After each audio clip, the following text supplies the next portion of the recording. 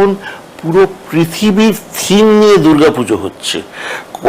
কোথাও child trafficking, এবছর একটা দেখলাম হয়েছে অ্যাবাউট অ্যাসিড ভিকটিমস, এবং অনেক সামাজিক ইস্যু নিয়ে কিন্তু ইটস ফ্যান্টাস্টিক।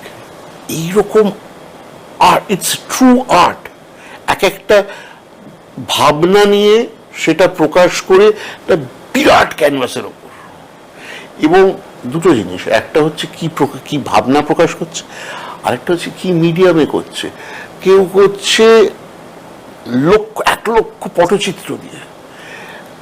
কয়েক বছর একটা দেখেছিলাম রামায়ণের দৃশ্য, ওই অকাল বোধন থেকে শুরু করে রামায়ণের দৃশ্য কাছে গিয়ে বুঝলাম শাড়ি পাকিয়ে পাকিয়ে রঙগুলো করা হয়েছে, ভাবা যায় না।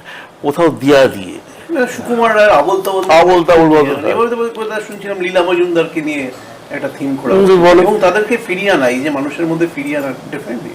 এবং দিস কম্পিটিশন যে কে কোন এই বছর আমরা তাহলে কি করব, এটা একটা দারুণ ব্যাপার। কিন্তু যে এটা আমি বলি এটা কমিউনিটির ব্যাপার। এবং এইখানে একটা ছোট্ট বলি, যেটা আমি ছোটবেলা থেকে মানে যৌবন থেকে আমি এমনি লেখালেখিও করেছি। তখনকার দিনে যতটা পড়াশোনা, মানে ইন্টারনেট তো ছিল না, যে পুজো না, ওই পুজো, এই বারোয়ারি পুজোর উৎসটা শুধু ধর্মে ছিল না।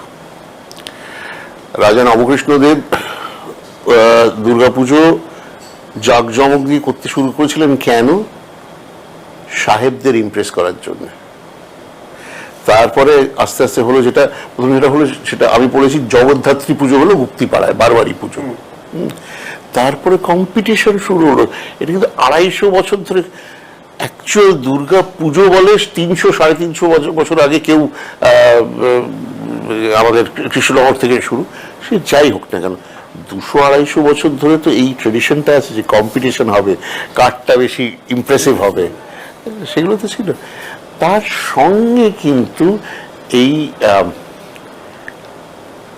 ইমপ্রেস করার জন্য নতুনত্ব, একটু অভিনব কিছু করতে, সেটাও কিন্তু 200-250 বছর ধরে হচ্ছে, এখন অনেক বেশি হচ্ছে। সো দিস আউটপোরিং অফ ক্রিয়েটিভিটি, এটা পৃথিবীতে কোথাও পাবে না ইন স্কেল। আমার মনে আছে লন্ডনের টেমসের ধারে আমি আমার ওই কি বলে দুর্গা বাই দ্য টেমস না কি করে, আমি ব্রিটিশ কাউন্সিলের সঙ্গে গিয়েছিলাম।